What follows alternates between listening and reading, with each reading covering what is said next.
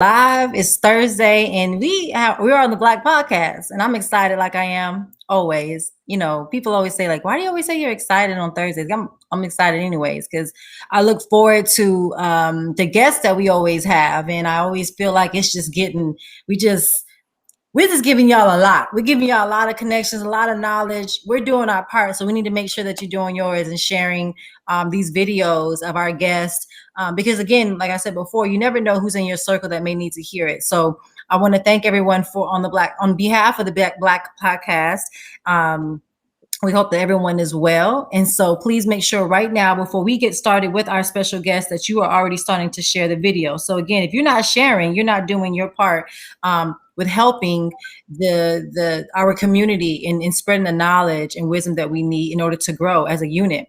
And so I am your host, one of your co-hosts, Dr. Sherelle Hobson. I'm a student athlete resilience coach and also a consultant. And I really enjoy or find passion in athletics. Of course, many of you know that I've done athletics my entire life. But what I find passionate in right now is helping coaches or coaching coaches on how to create those safe places for our athletes, in particular our young Black males. We see that they go through these certain cycles over and over and over. We hear about them either they make it, that 1% that make it, or they're the percent that gets in trouble and go to jail, or they end up in the graveyard, or they end up something. And so we're tired of seeing that cycle over and over and over again. And so I feel like it's important that our coaches are doing their job and understanding their influence of power. And so that's what I help coaches do, is create those spaces so that our athletes can be productive. And so from there, I end up partnering up with my colleague here, Mr. Street, that had a different perspective of what we see happen on in the young Black males. So I have a doctorate in sports administration and leadership where I focused on African-American males and the effects of athletics on their educational plans. So it is so important that you understand that the Black Podcast has a bigger, is a sister, I guess, organization to our big program, which is called HSBA, where we have a mentoring and leadership program that we implement onto high schools, universities, HBCUs to help change the narrative of our young Black males. So please make sure that you're supporting and you're looking at those things that we're doing, because the Black Podcast is just a portion of what we're doing for our community. So I'm happy to partner up with Mr. Street here, and he'll give you more insight on what his side and his expertise is.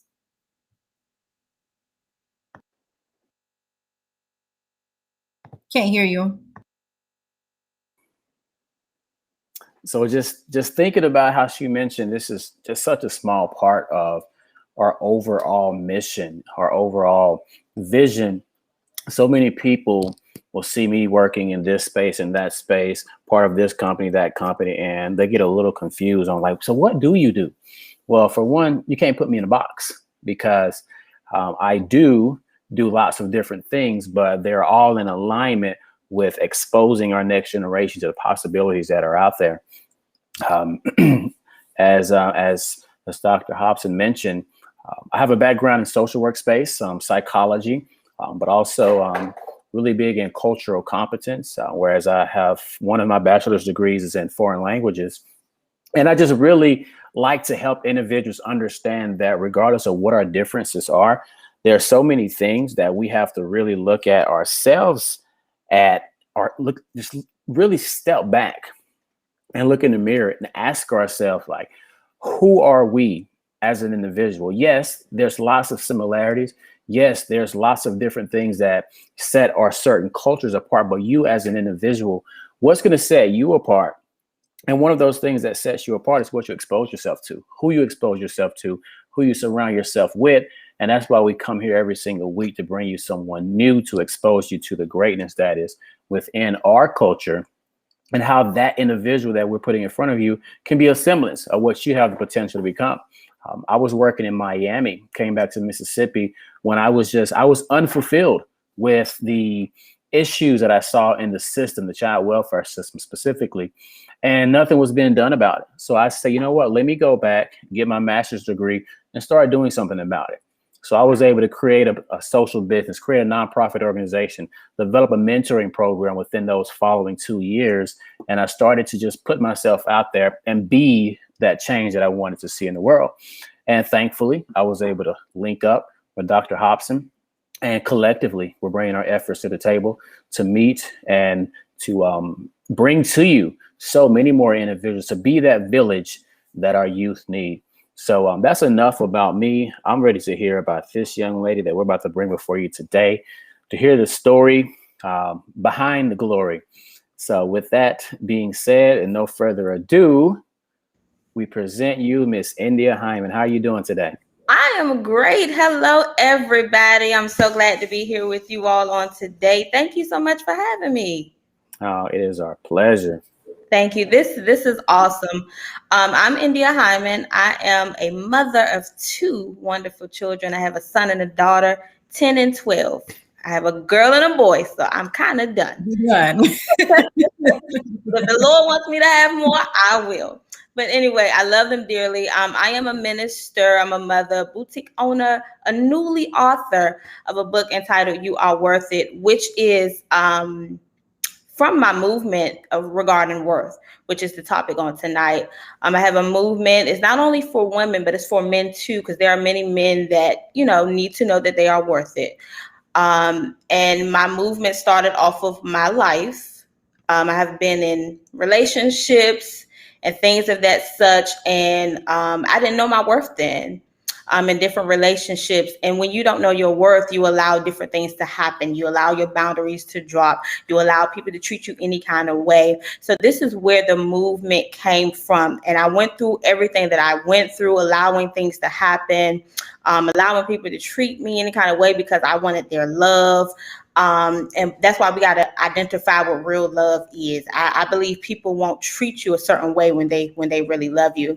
So I talk to women and men every week on the topic of worth, because I believe worth is so very important to the decisions that we make and to our life. When you know your worth, when you know what you're worth, you will only obtain and retain what you deserve and what you desire.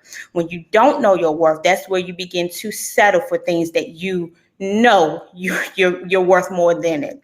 So that is what I do every week. And again, if you want me to go into deeper detail. Absolutely. We definitely want you to do that. We want you to start from the very beginning of where you're from. Yeah. And then also kind of like the dynamics of, because, you dived right into, of course, like your movement about worth, right? And so you didn't really, it took obviously a journey before you realized that what you thought you was worth, you wasn't, right? So it was like, wait a minute. And sometimes you have to go through something to really identify that. So if you can just kind of start from the beginning of like dynamics of your family, and then as you started going into your transitioning of those type of relationships, like the things that you were experiencing, and what kind of made you get to the point where you're like, no, this is not love, because we don't know what love is until we see something different, right? Or we've been exposed to something that we're like, well, my love don't look like they love.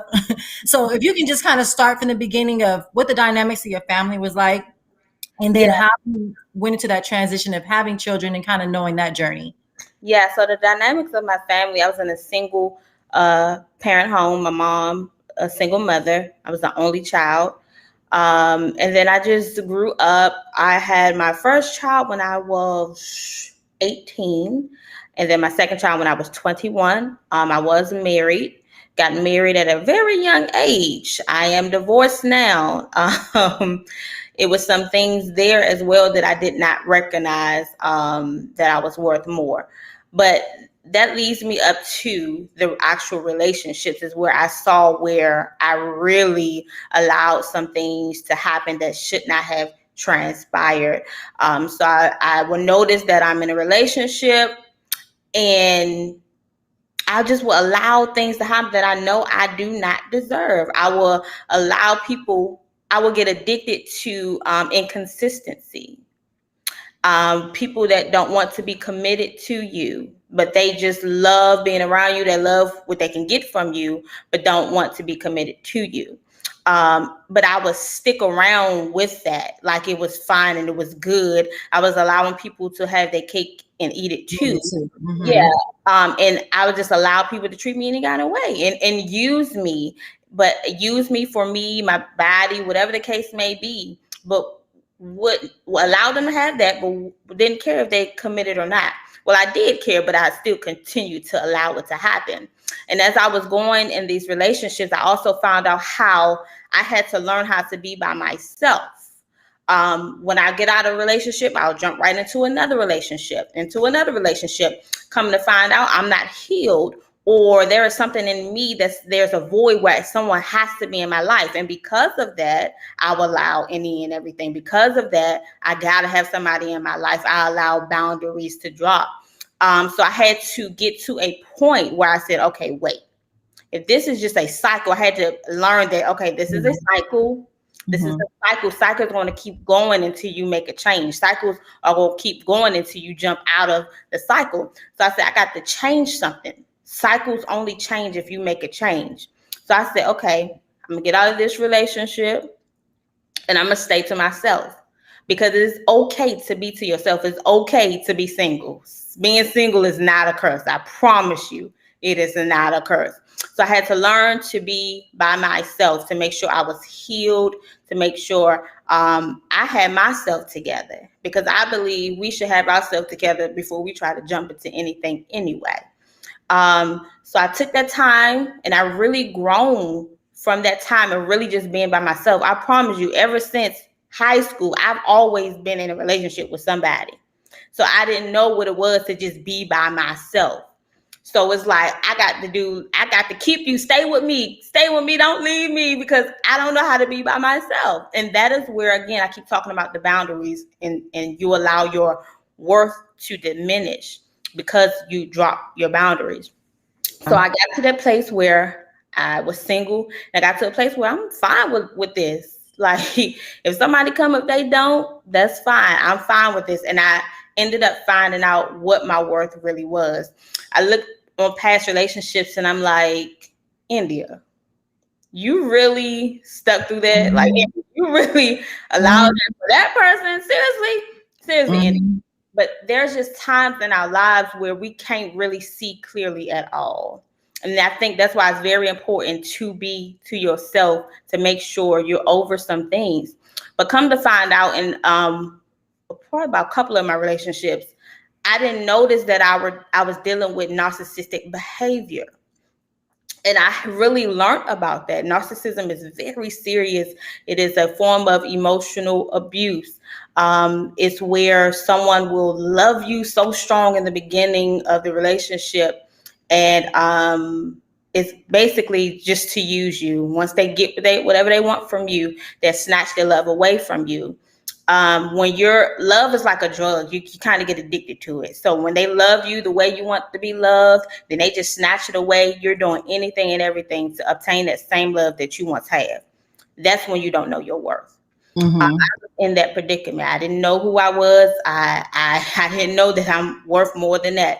So I allowed the narcissistic behavior to continue until I got a hold of it and knew exactly what it was. So then I said, wait, I had to have someone to talk to. I had to have a counselor to talk to get through the narcissistic emotional behavior. Once I got past that and I knew my worth, I said I would never go down that road again, ever again. When you know your worth, you do not allow people to identify who you are. You have to know your worth from deep down inside, because people will kind of try to label you or try to tell you what your worth is. But people treat you only how you allow them to treat you. So that's what I had to learn. People are doing these things, or you allowing it. That's because you are allowing it. But when you know who you are, you know your worth, people won't treat you that way because you won't allow them to treat you that way. Right. And, a lot of times, and just coming from, and I totally understand what you're saying, for a very long time within my life, I grew up with my mother and my father. And so I knew what family looked like. I knew what stability looked like. I knew what love looked like. I knew the roles that a man played when he's a protector, he's a provider. I saw that for myself. So when I started to kind of go out there and date and do things, I started realizing that a lot of times some of the pain that because people always try to identify, it's easier when you can identify your pain to something, right? So a lot of times it's like, well, I do these things because my dad wasn't around, or I did these things because my mom wasn't really there, or my sister or my brother. And so it's easier to kind of pinpoint. But when I was feeling pain, I was like, well, it ain't because my mama, and it ain't because of my daddy, because they there. So sometimes what you have to realize is that you also can create your own pain. I did that a lot by always comparing myself to what I thought it was supposed to be, or what I thought somebody should be doing, or, whatever it is. And so sometimes we have to hit that certain area in our life where we realize, oh my God, like this doesn't feel like it's supposed to. And so I had always been an athlete. So my mask was track, but I never knew that, so because I was just always just used to being the athlete, just running. So people knew me because I was a runner. And then I started coaching, and then I was able to implement that to my athletes where now my girls are winning. And so now the focus is on them, but it's also still on me because it's like she the coach. And so until I decided when I moved here to Houston and I decided not to coach, and I had to deal with just being with myself, I was like, I don't know if I like the things that I'm allowing to happen to me. And it was so hurtful because I'm sure you can agree with this, that I wrote a book called Seams of Gold, Discovering Beauty in Brokenness. And I remember going to place after place after place, like, just hanging out. When I first moved to Houston, it was like, I was just trying to get to know people and network and all that kind of stuff. And everywhere I went, people would say, oh my God, you're so beautiful. Oh my God, you're so pretty. Oh my God. And so instead of me feeling like, thank you, I felt like, I don't feel like that. I don't feel beautiful. I don't feel. And so I remember having a girlfriend that she used to always go to places before me. And so she would call me and say, hey, you're going to come? And I say, yes. And so one thing, long story short, every time I got there, everybody was already expecting me because she had already talked me up. Oh, my girl's coming. She fine as hell. She got this, she got that. She ran track. And so by the time I got there, it was like, okay, yeah, I see why you. And I used to tell her, stop doing that, because it didn't make me feel good, because I didn't feel that. And so if you can just talk about what that looks like, because I know that people are looking and saying, I mean, she shouldn't have no problem, getting who she wanted. And why would she be dealing with, because you hear girlfriends say that, girl, you beautiful and you smart. Why are you dealing with this? Why are you dealing with that? Can you go through just that transformation for you, that when you had that moment of like, okay, wait, this is a lot deeper than what everybody's seeing. If you can just talk more about that feeling, and how you had that whoa moment where you were like, okay, this is not cool. Like, I can't deal with this part of me anymore. Right. So just like you said, you will have people around you saying, girl, you smart, you beautiful. What is going on? Right. So with that being said, I had to identify, and sometimes you have to come to your own truth and say, okay, look, you're dealing with some low self-esteem. You're dealing with some insecurities. You don't see the value within yourself, but everybody around you see it. Why don't you see it?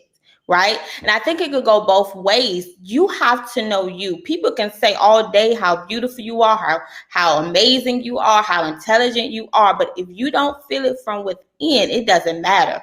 And then you have people that can say the opposite. But you have to know yourself from within. So I got to a point where it's like, I mean, yeah, you're right. I'm looking at my life like, okay, I got this, I get that, I do that. I ain't crazy, I ain't this and that. I'm like, I'm not, I'm not trying to be, I'm confident, but I'm not cocky. But I can say I'm the full package. So so I shouldn't be allowing what's happening to me, because I'm pretty much like everything.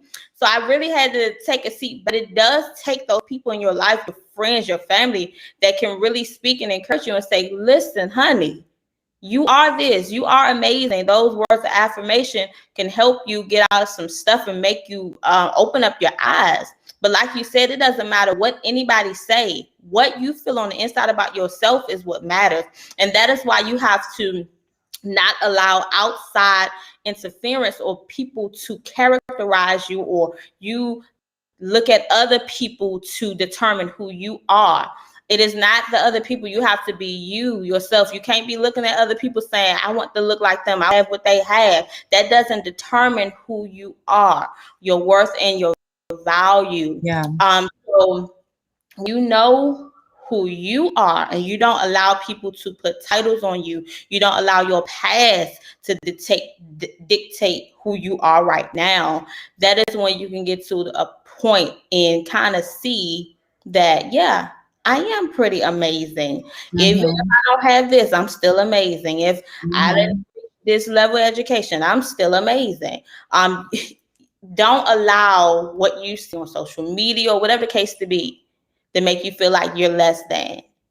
You got to know that you are amazing regardless. And there were many people in the relationships, because sometimes these relationships, I had to go through some stuff, some pain, some heartache, some crying, but sometimes the rejection will help you. Sometimes we say rejection, it was for God, God was going to bring you something else. But sometimes you needed that rejection to see what's really going on the inside of you. I needed that rejection to see that, India, you got some insecurities you need to deal with. I needed rejection to say, India, you got a little bit of low self-esteem you need to deal with. So rejection is not always a bad thing. And many times people, because it's two ways to rejection. Many times people believe they're rejected, they're not good enough. But I don't believe that all the time, because there's many people rejected all day long that are qualified. If you look at jobs, there are people that are turned away all the time because they're overqualified for the job. So anybody that's watching this, just because you have been rejected doesn't mean that you're not good enough or something is wrong with you. There are many people that are overqualified. They can't handle your capacity or whatever. That's that. And then there is a case with rejection where there is something that you need to work on. So look at rejection as a good thing for your life. It will shift your life, because it shifted mine. I had to get rejected. I had to get hurt. I had to go through some stuff to get me to this point now where I really found out what my worth was. Yeah.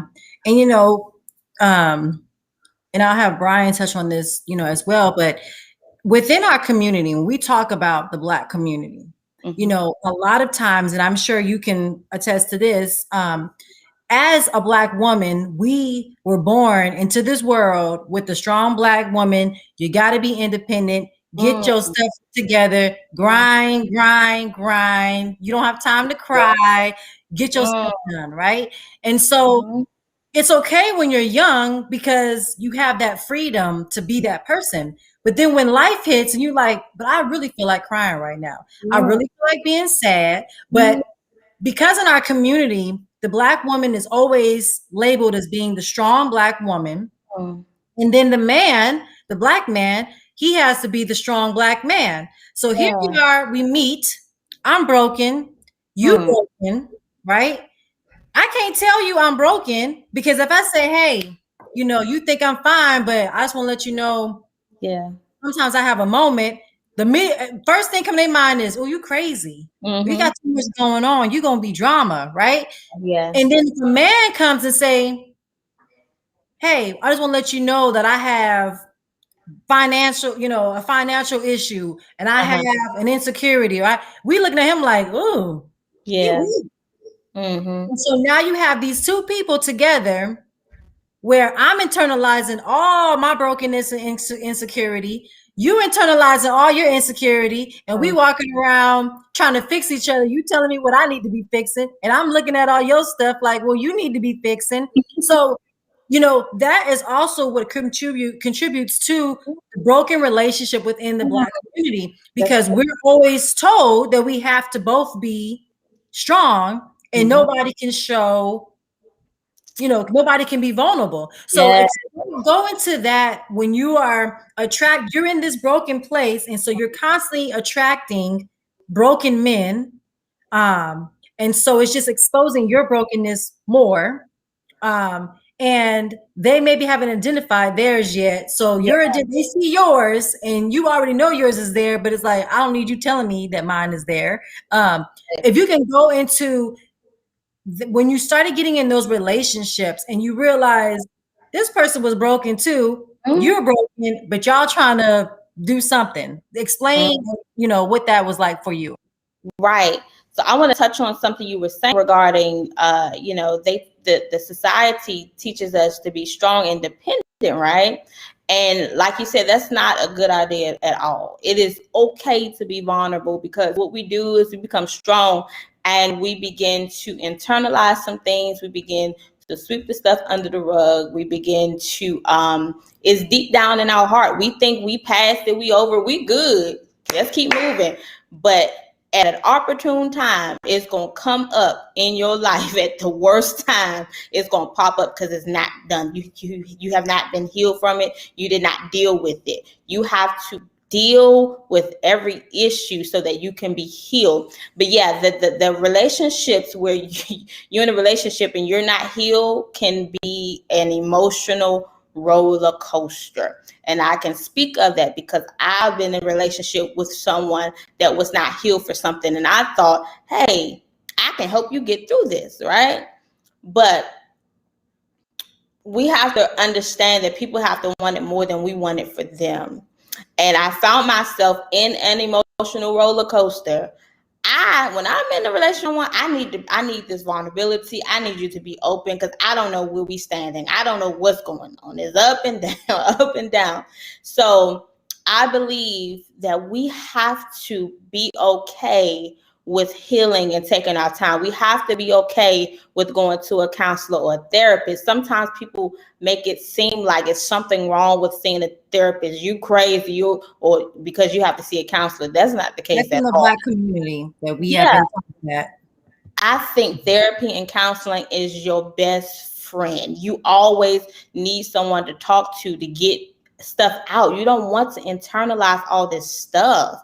It's like you just putting stuff up under the rug and you walking on top of the rug, hurting your feet. You still hurt. You think you over it, but you're still hurting yourself.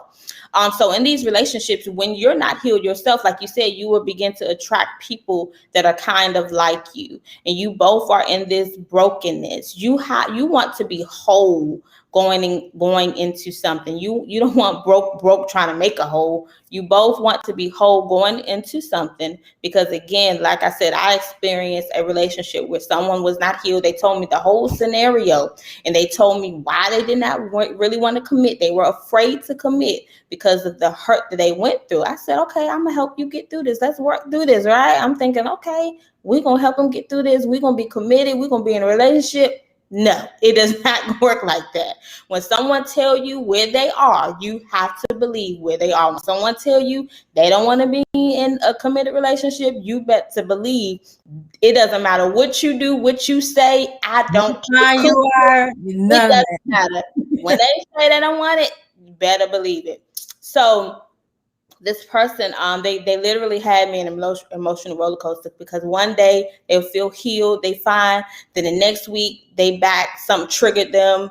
So every month it was an up and down. So I think you really want to deal with yourself. Deal with yourself before you try to jump into anything, because it's just going to be an emotional roller coaster. And again, it is so okay to talk about your situations. You don't have to be strong all the time. You don't. It is okay to cry. It's okay. Actually, vulnerability really means that you're strong. If you're able to be vulnerable, it means that you know that there's a possibility that I might get hurt, but I'm okay. I can get over it. When you close yourself up, that means you fearful, you scared, you scared, you don't want it to happen again. So vulnerability really means that you're strong. So I encourage anyone that's watching this, it's okay to be vulnerable, and it's okay to talk to someone. It is okay to see a therapist or a counselor to make sure you're healed before you try to deal and dabble into anything.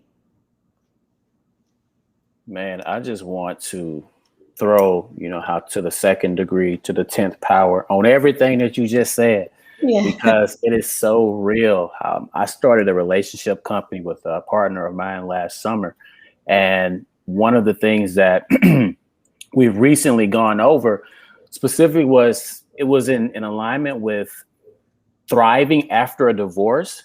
And one of the key points was don't say you're okay when you're not okay. It's okay to not be okay. Yeah. But when you look in our community, society, no, you better man up. You better not be crying like no little girl, like no little girl. Like girls are the only ones supposed to cry. And when we pour that into our kids, like they grow up feeling like they have to put on that shell and they don't allow that vulnerability. And all it does is cause clash after clash after clash. You know, there were so many things that you alluded to. I was taking notes as you were speaking, you know, going into a relationship, thinking that you're going to fix the other individual. You got to realize that hurt people hurt people. Yes. They don't intentionally do it, but hurt people because that is the only way that they know how to react, to give, because that's what was given to them. So they're just reciprocating what, you know, their mind is replaying on subconscious.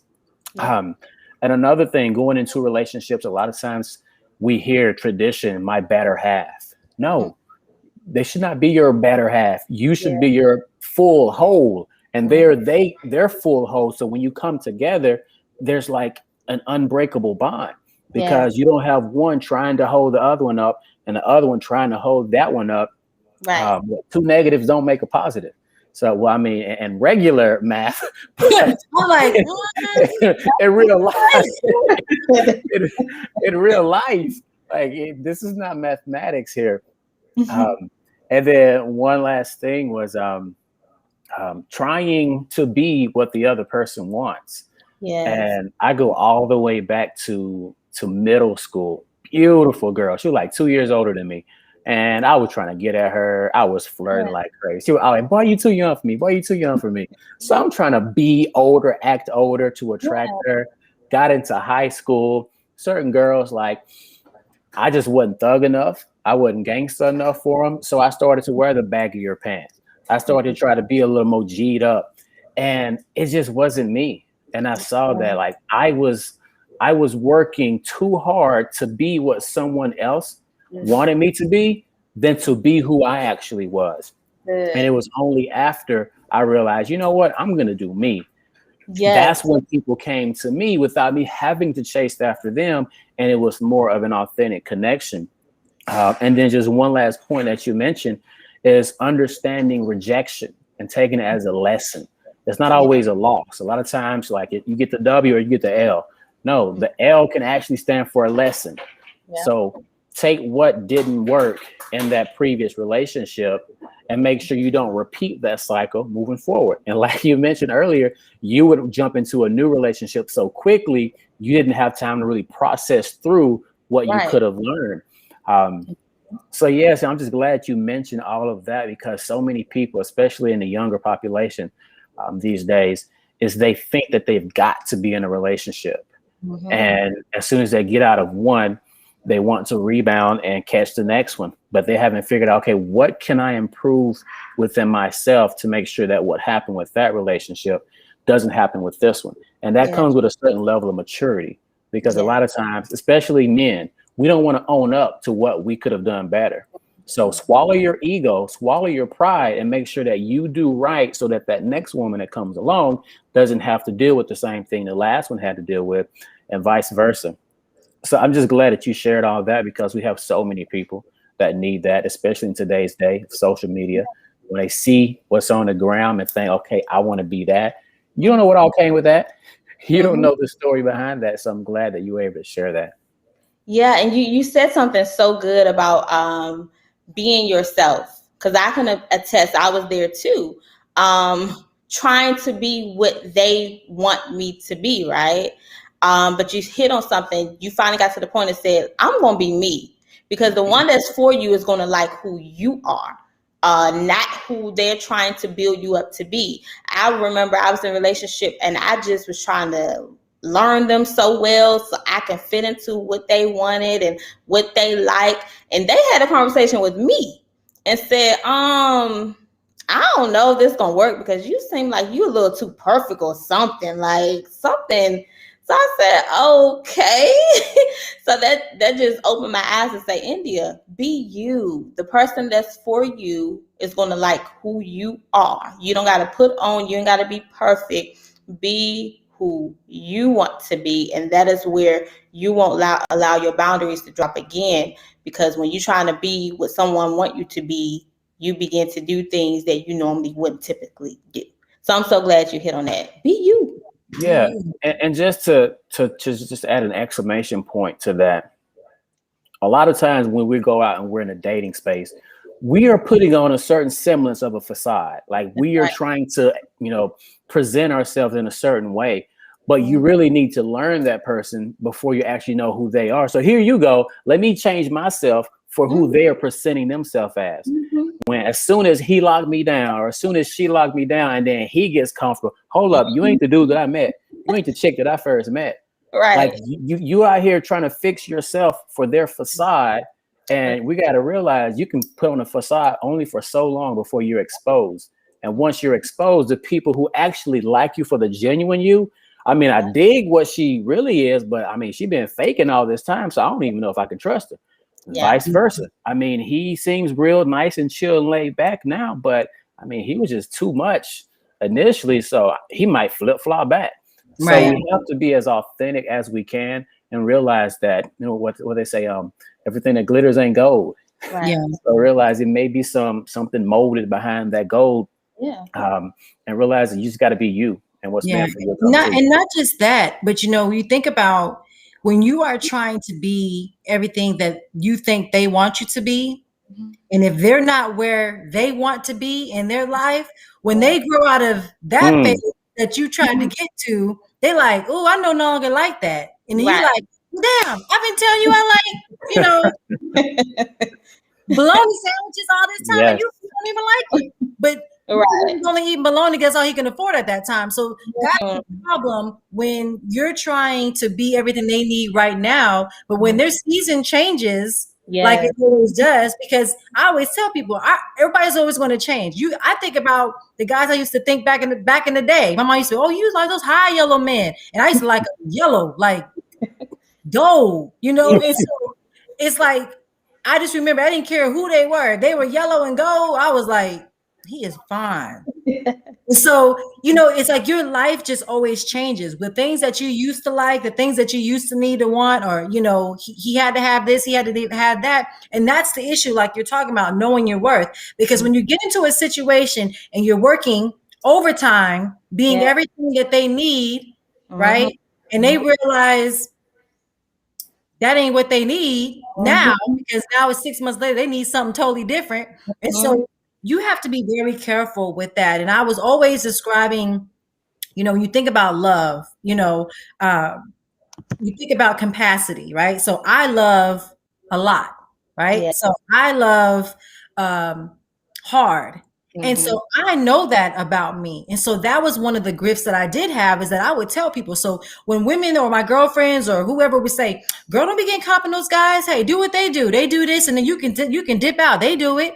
And it's like, I know me. I know that I'm emotional. I know I'm gonna catch feelings. So I'm not gonna play myself and make me think that I'm okay with a certain situation when I know I'm not gonna be her. So I'd rather tell them up front, like, if you're not serious, you don't need to mess with me, because I'm probably gonna blow your phone up. I'm gonna be calling you 100,000 times.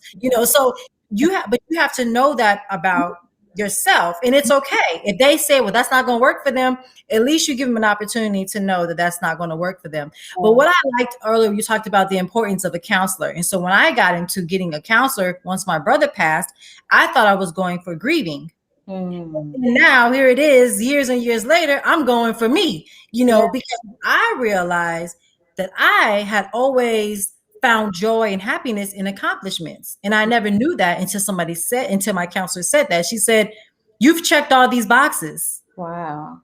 And now you have to deal with you. And you like, well, what else can I add to the list to accomplish so that I don't have to really deal with who I am? I could just keep focusing on something else. And so that is the space that I had to be in. If you can talk about just the importance of, someone saying, hey, India, like the first time my counselor said, that's controlling. I was like, don't be calling me controlling, you know, like, because that's a hurtful word, right? But if it's the truth, it's the truth. So, you know, what was that trigger word for you that you were like, you saying what about me? Like I'm what? You know, what was that one thing or a couple of things that your counselors mentioned to you that you had to acknowledge that you were like, okay, this is gonna take me a while. Give me a second. What was that? Mine was, you have insecurities.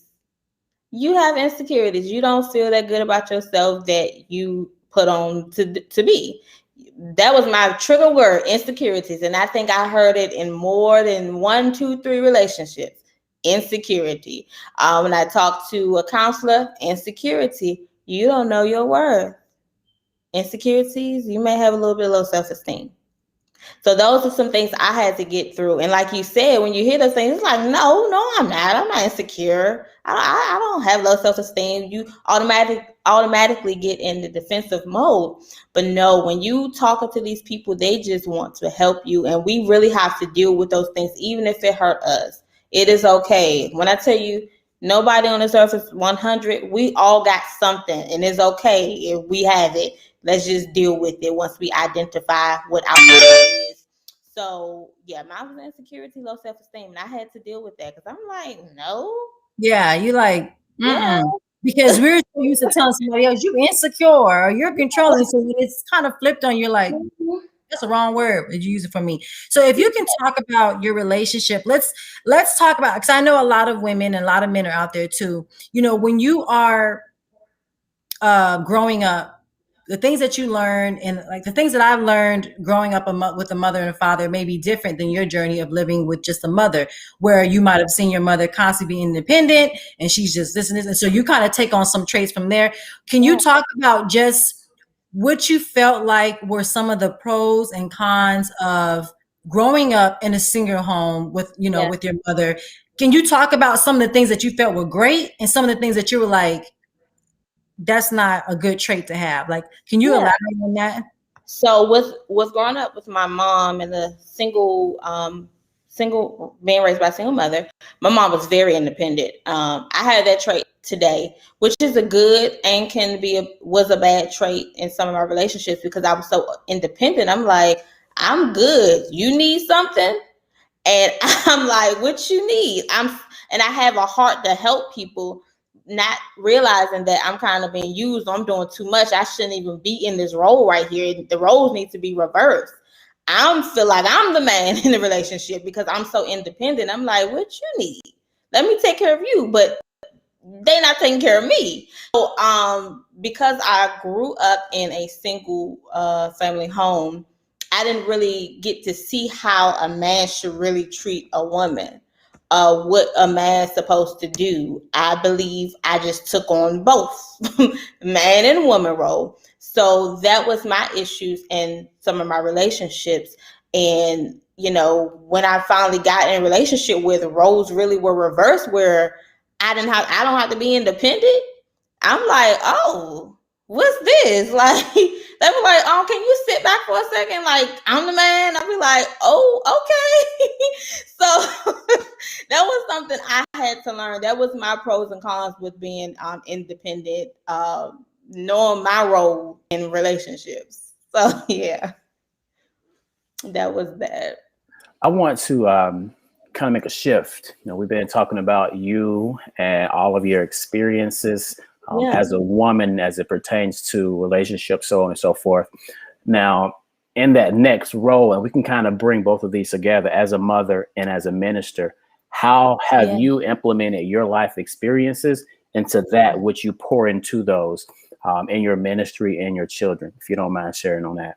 Yeah, so that is where I have this movement called You Are Worth It. I do something every Tuesday. We have a whole team and we encourage and push women and men to let them know that they are worth it, regardless of their experience, regardless of what happened in the past, regardless of what people may seem. We teach them to know their worth because, again, like I stated earlier, when you know your worth, You will only obtain what you deserve and what you desire. You will not settle. So that is what my ministry is wrapped around right now. You are worth it. I have a book that just came out. You are worth the book. It's a workbook. It's pretty much helping people with their self-worth. I went through all that. I went through all the relationship to teach me how to have self-worth and know myself. And that is what I do every single week on Tuesdays. Every week, I just push and encourage people to know that they are worth it and that they are good enough. And because the rejection they may have experienced doesn't mean that they're not good enough. I teach them that they can get back up again. You may have been knocked down, you may have been hurt, but you can get past that hurt. And I teach them that you may be hurt, and I'm not saying you're going to get up the next day. It's a process. But we're with them every week to just push and encourage them and pray with them to know that they are worth it regardless of whatever happened in their life. Absolutely. So that is what I do now. That's what my ministry is. Next week we're coming. I don't know if you're familiar with Clubhouse. Oh, yeah. Yeah, so we do that on Clubhouse every Tuesday. But next Tuesday, we're coming on Facebook. We came in Facebook in April. It was amazing. We're coming back again to do a You Are Worth It Facebook on the 27th. And I'm excited about it. I'm like, it's just amazing when you go through stuff. When you do it, you just going through it. You hurt. You don't see that it is a purpose. But I believe there's a purpose for everything. Your pain is going to transform into purpose. Your pain transforms into power. And that is exactly what happened to me. I went through insecurities, low self-esteem, and it just brought me around full circle to have the power and the purpose to help other people come out of what I went through or do not go through what I've been through. Now, can you talk about also like within the ministry, because a lot of times when you are dealing with yourself and you're going into the ministry or you have the faith and all those things, a lot of times you feel like, well, why God, why would you allow these things to happen to me? Or, God, you told me you would give me the desires of my heart. You told me that you had a purpose and a plan for my life, but I'm still waiting. And I see her getting blessed. I see him getting blessed. I see this, I see that. Can you talk about knowing your worth, but also understanding the process of faith? Yes. So there is definitely a process. And like you said, we can't look at what everybody doing, what everybody got. Because again, we don't know what they went through to get what they got.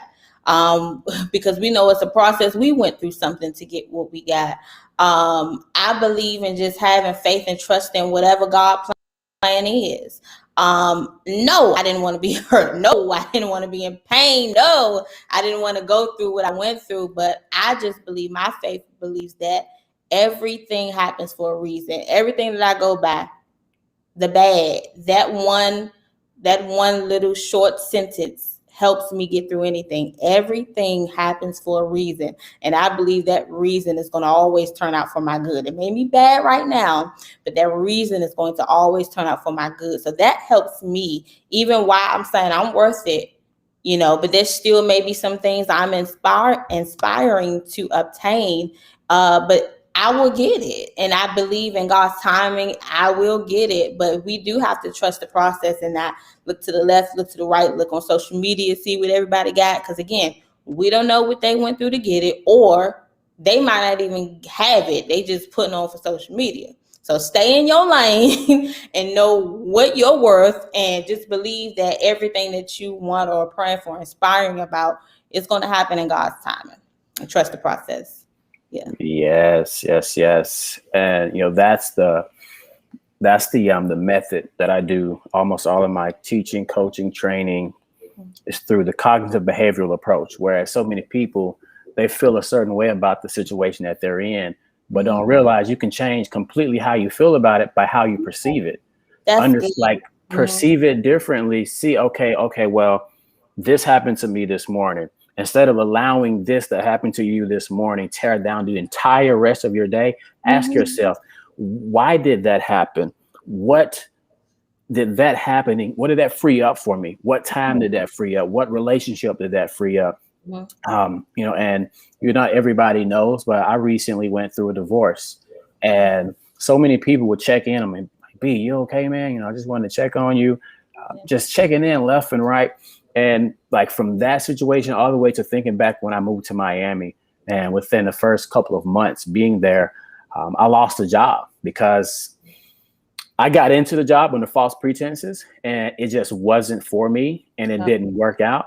And I had this gentleman that kind of took me under his wings. And I remember him telling me one day, like, Brian, I don't know how you do it, man. You're always so happy and energetic and motivating. If I were you, I probably didn't think about hanging myself. And I'm like, no, because I see what's on the other side. I see what me not being stuck in that situation anymore is opening me up for. And that's one of the ways that I've been able to navigate life, regardless of what happens. I got hit by a car this morning. Like I was taking my brother to work, had an auto accident this morning, standing on the side of the road for almost an hour waiting for a ride. Like that could completely wipe some people out. I got some body pains. I've been on the phone with the police, with the attorney, like all throughout the day. I could have said, you know what, Sherelle, like it's a wash today. Like I just can't do it. But I knew that that's just going to be part of my story to help somebody else not give up. So regardless of what it is you got going on in life, be it a relationship, whatever it may be. And I do want you to touch on this one a little bit more. We have to realize that how we approach adversity, especially as parents, is an example to our children of how they are to face adversity. So if you could, before we get ready to wind down, kind of speak to us, like, what is motherhood like for you? What is some of the things that you expose your kids to, some of the things that you like instill in them to keep them from maybe going down some of the roads that you went down? What is that dynamic like for you? Well, lost it. Uh-oh. Well, all right, so we should be back. Right, here we go. Okay. I was like, okay. There we go. So I think I thought you were saying like, no, I'm good. I'm hold on. No, like, dang, sure, tell us bye. But I got the grist of what you were saying. But something you just said was very, very powerful. Our perspective of things. I had this talk, it was called the perspective of losing. Because a lot of times when we think we're losing, we think we're losing everything. But a lot of times we may be losing something, but we're really winning.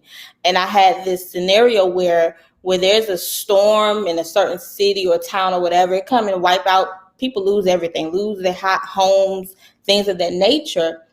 But after the storm, renovation takes place. And you receive better than what you had that was lost. So like you said, if you can just change your perspective in the matter that you're in at the moment and understand that this is really going to be a win for me.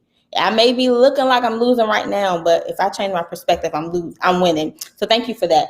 But for me as a mother, my children are still kind of a little young, so I'm kind of pivoting into that. My son is now in middle school, so I'm like, okay, the talks is getting ready to come. So I'm transitioning and getting prepared for that, especially with my daughter.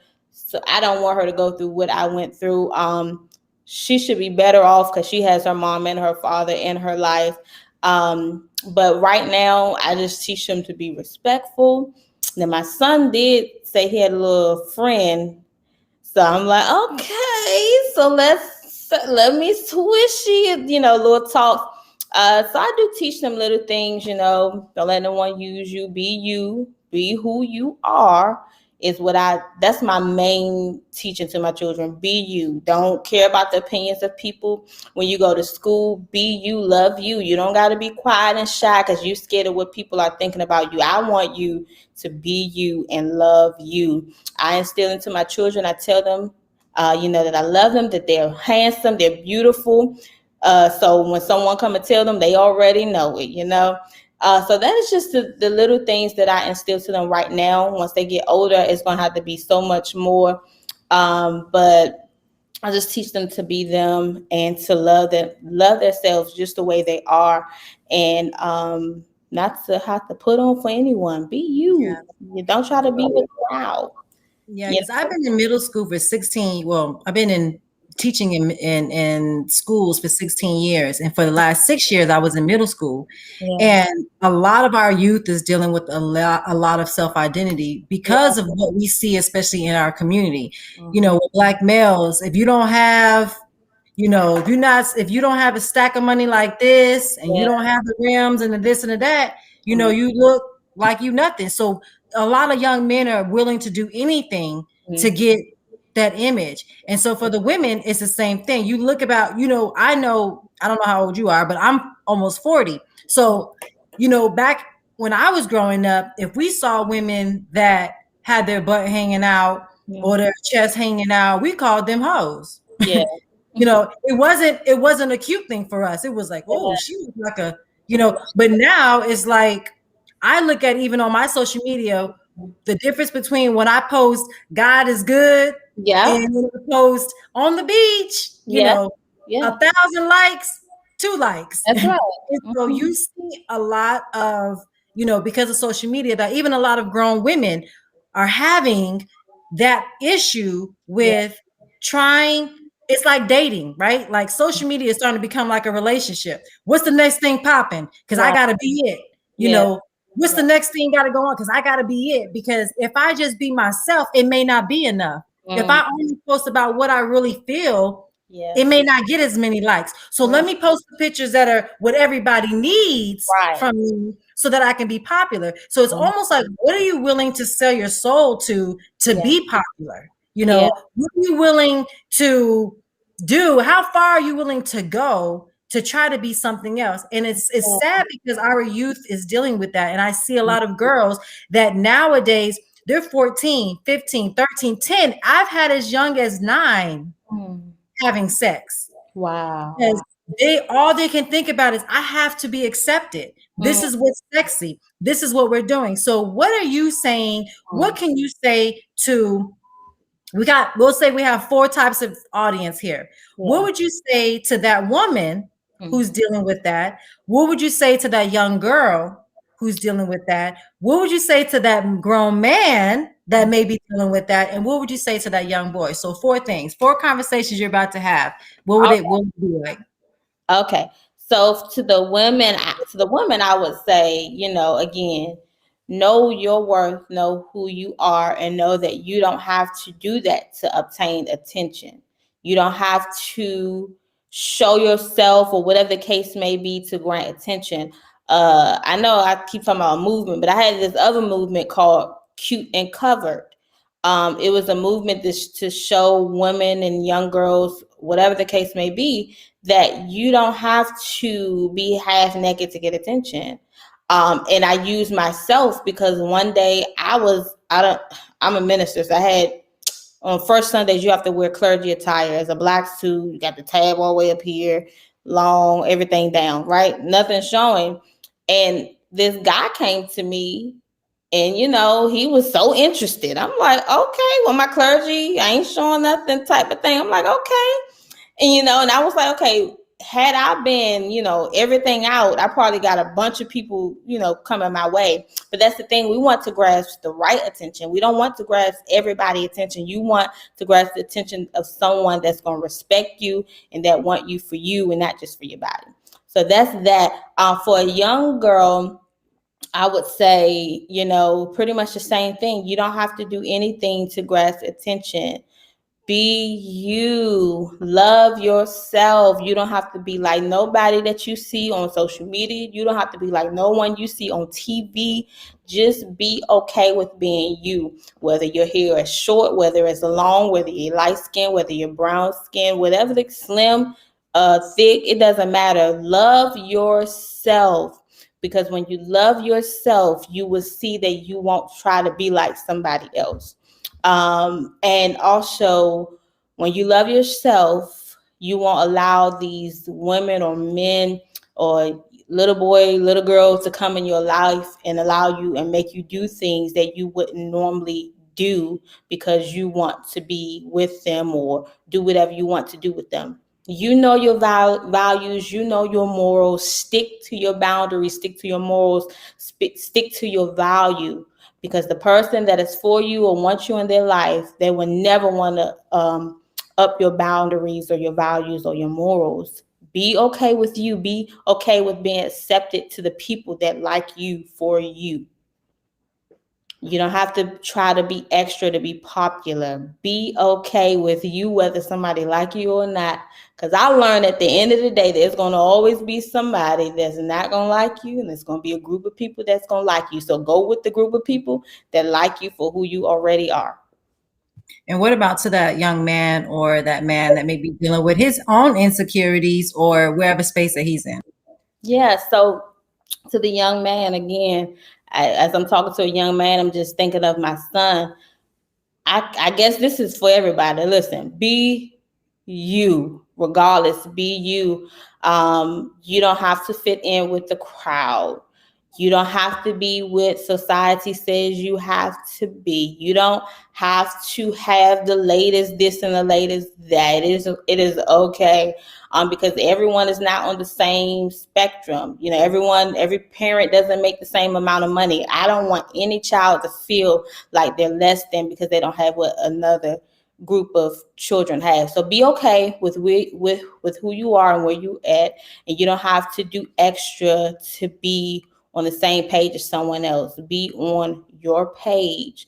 Love who you are, and don't sacrifice what you've been taught and what you learned and what you know that is good and right, to get hooked up with the wrong crowd. Because I know that when you get hooked up with the wrong crowd and you allow stuff to happen, at the end of the day, something's gonna happen and they're gonna be nowhere to be found. So listen, stay with the right crowd and just love yourself and do what's right and do what's good.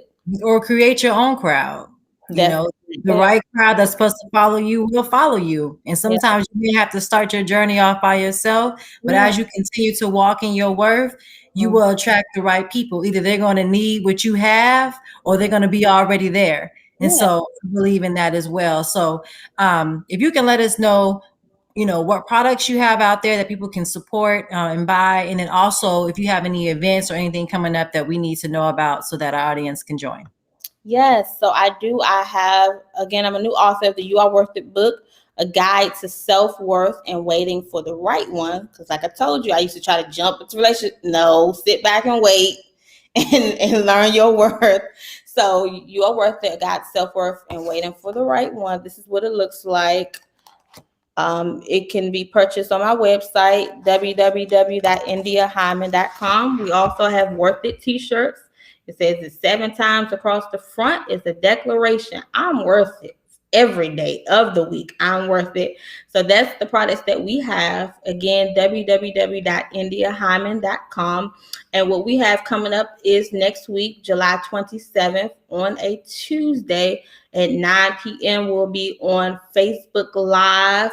I'm talking about Give Me My Worth. We're only going to get what we're worth. Don't give me nothing less. Give me my worth. So that's what we're talking about on what's this? July 27th at 9 p.m. on Facebook. Awesome. Well, we are just truly happy and grateful, my sister, for your vulnerability and, you know, continue to share your story because, you know, sometimes people feel like my story is getting old or I'm tired of talking about the same thing, but you never know who's listening that needs to know.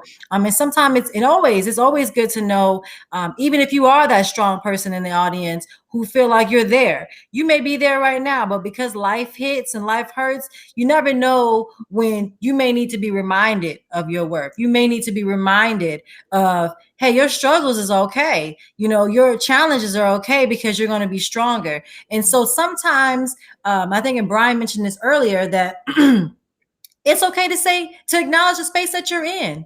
If you hurt, just say you hurt. It's okay. That's how you heal, by acknowledging the space that you're in. And so I appreciate the fact that you are okay and strong enough to revisit those hurtful places so that other people can be saved and other people can find their worth in other people.